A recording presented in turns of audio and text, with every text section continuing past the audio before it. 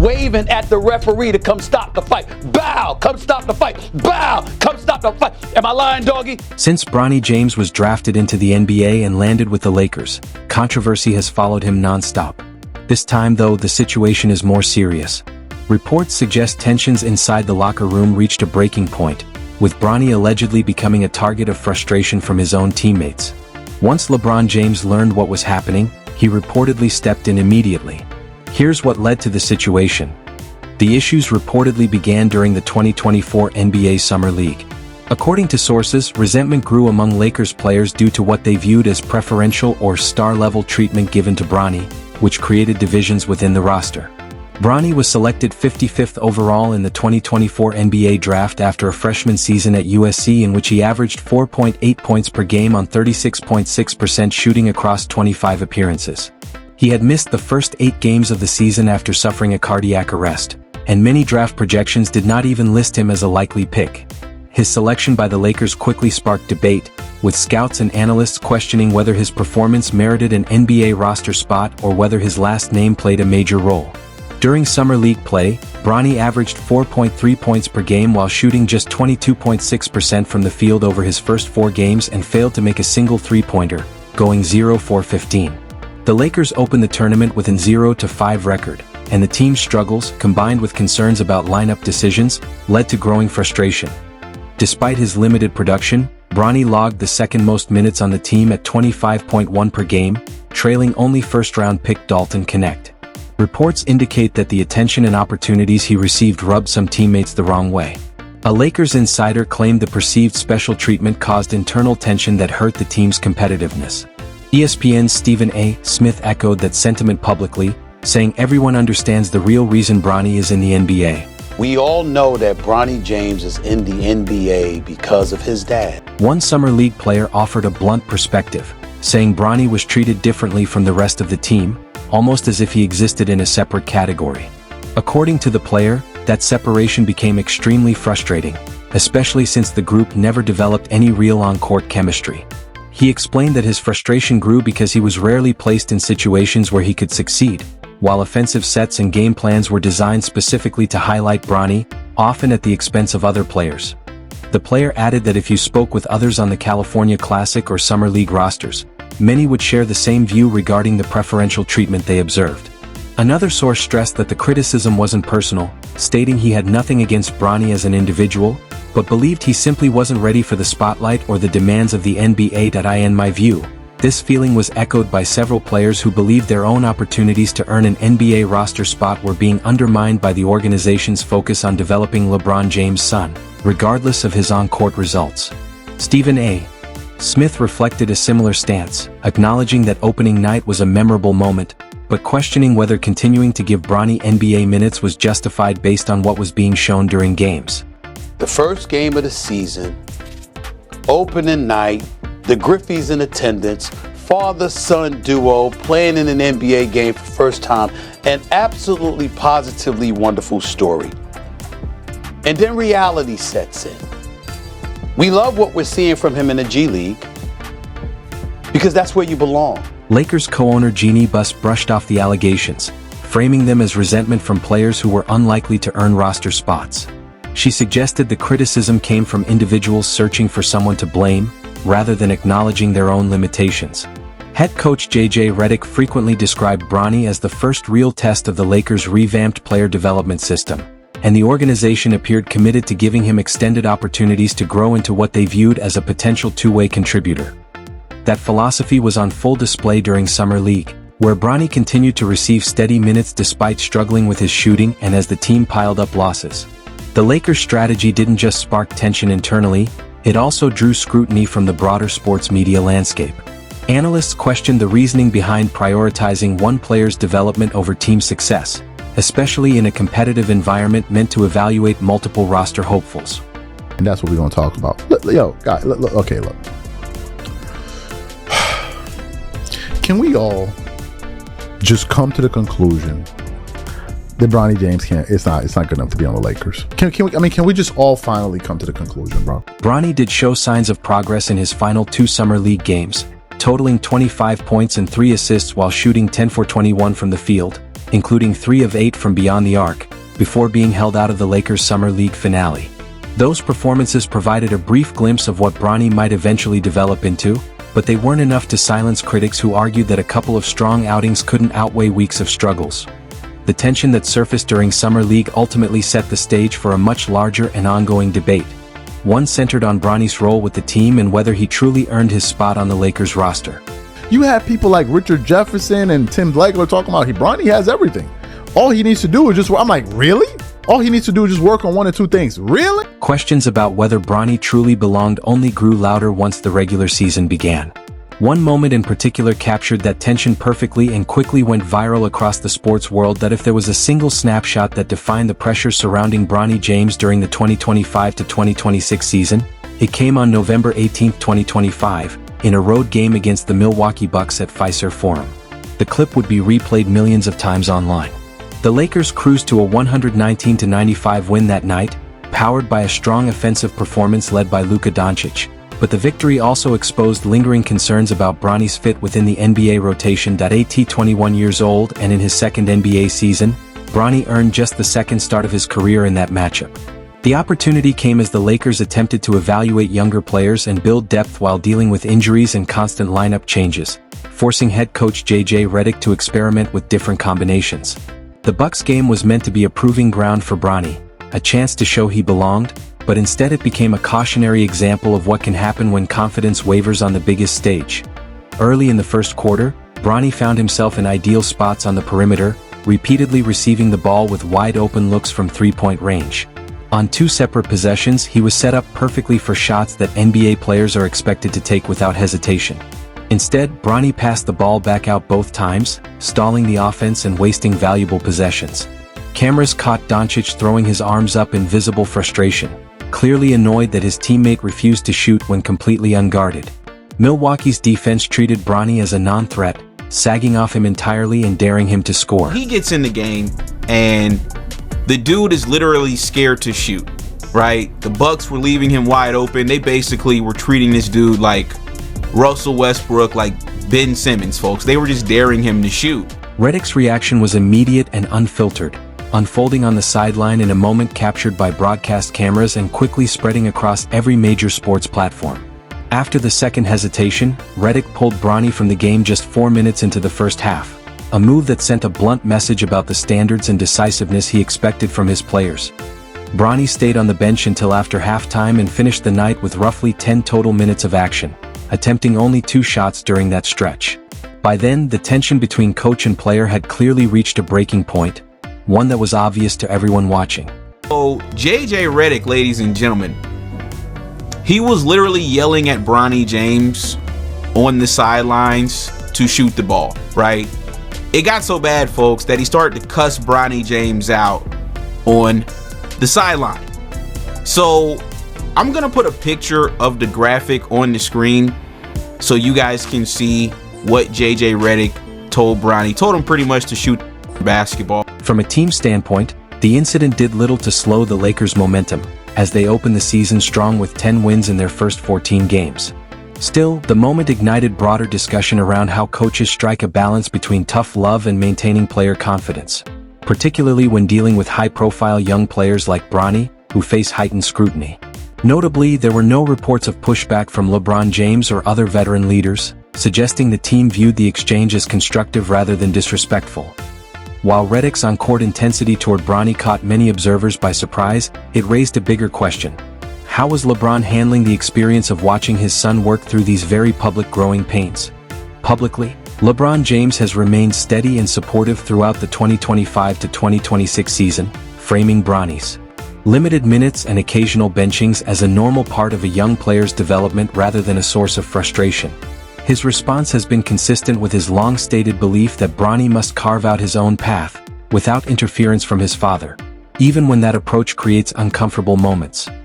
During a discussion on December 30, 2025, LeBron reiterated that he has never involved himself with the coaching of either Bronny or Bryce, explaining that he avoids contacting their coaches and instead encourages them to coach his sons freely, without his influence affecting their decisions. When asked about witnessing Bronny's progress firsthand, LeBron spoke with visible pride, emphasizing the growth he's seen in his son's game. just felt like on a back-to-back, just him giving us energy, I think, was the goal. I maybe put him in a tough spot, flying up yesterday and, nationally televised game and Philly, all that stuff. It's, he didn't play well, but he's been playing great, in the Stay Ready games, and he's been playing great in the G. From a team standpoint, the incident did little to slow the Lakers' momentum, as they opened the season strong with 10 wins in their first 14 games.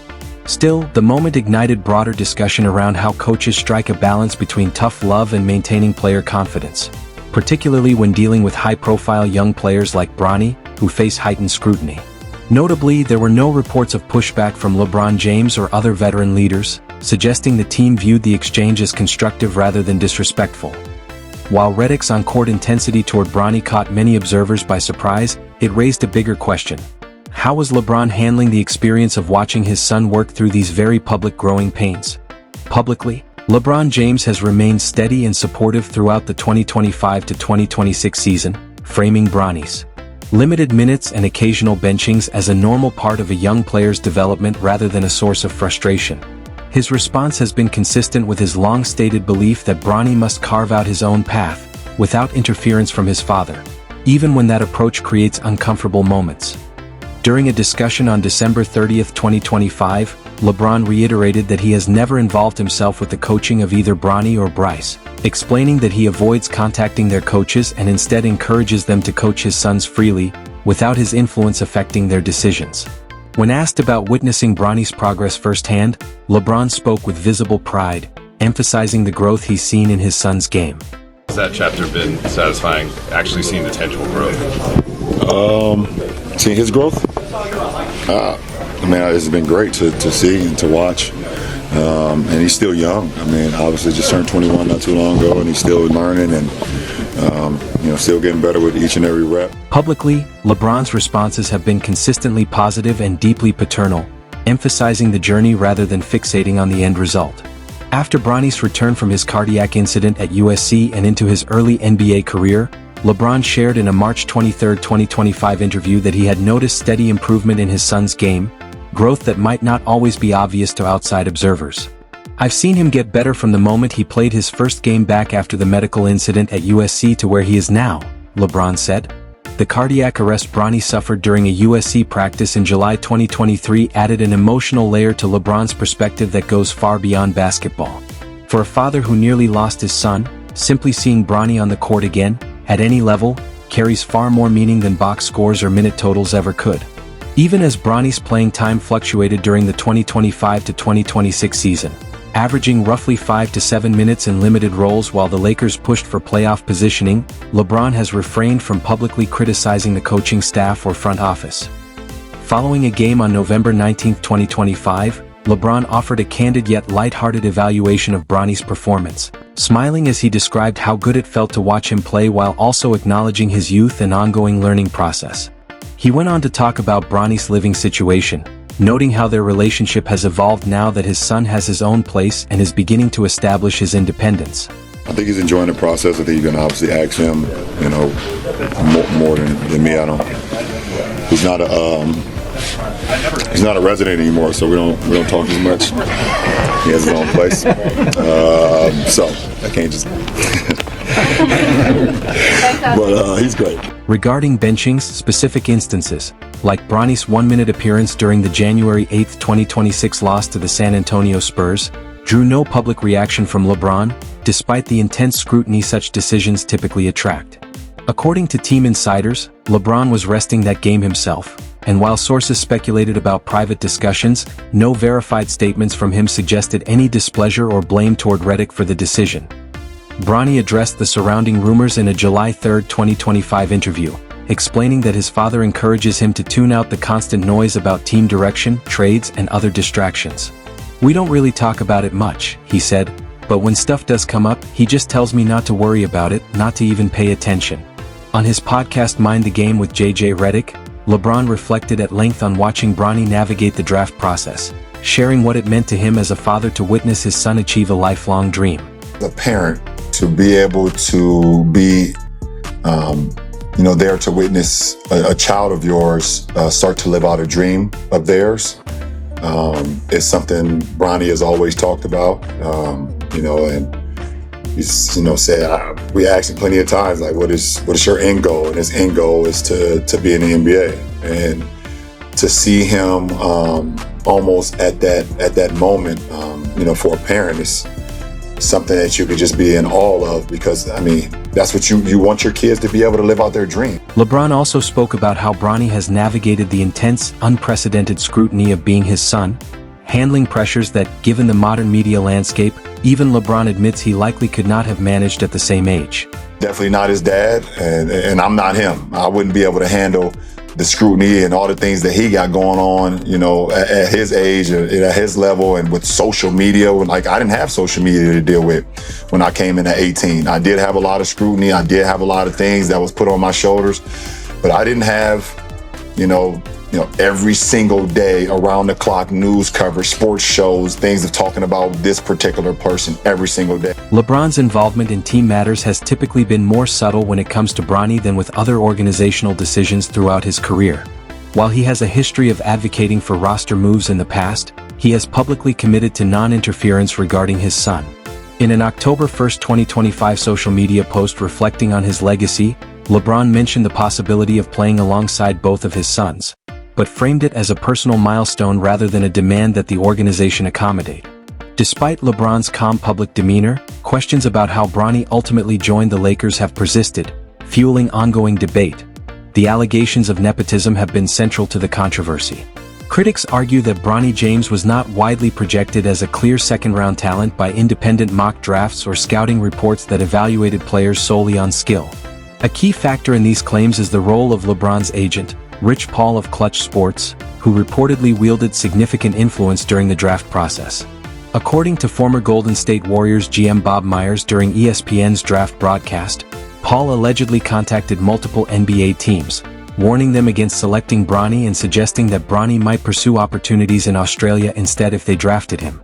This tactic effectively discouraged other teams from picking Bronny earlier, funneling him to the Lakers at number 55, where LeBron was waiting. The strategy was unprecedented in its audacity, an agent essentially manipulating the draft to ensure a player landed with a preferred team. Few other prospects in similar positions could hope for such powerful representation working behind the scenes on their behalf.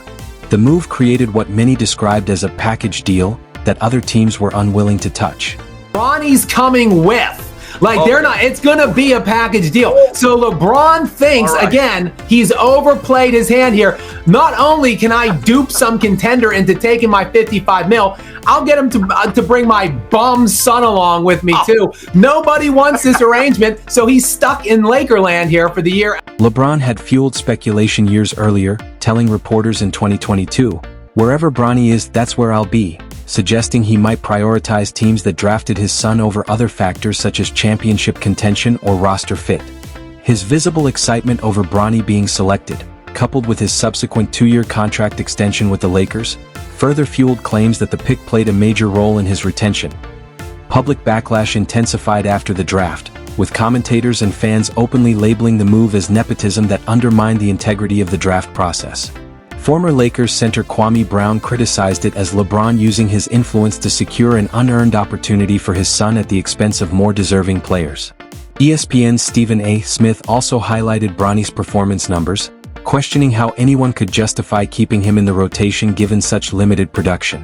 Right now, Bronny James is averaging 0.3 points, 0.3 assists, and 0.4 rebounds. You know what people are saying. You know what they're going to do to this kid. In 13 games, he has played 44 minutes. He has scored 4 points.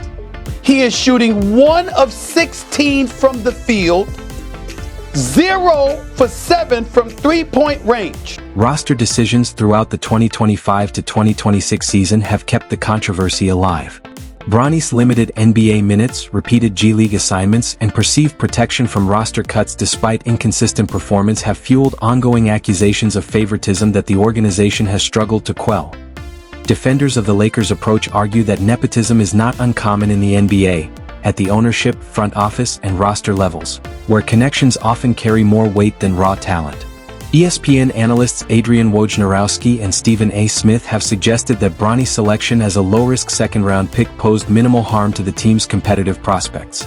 Smith emphasized that his criticism was not an attack on LeBron personally but rather a plea for him, as a father, to reconsider the potential impact of exposing his son to such intense scrutiny. We know that he's not ready yet.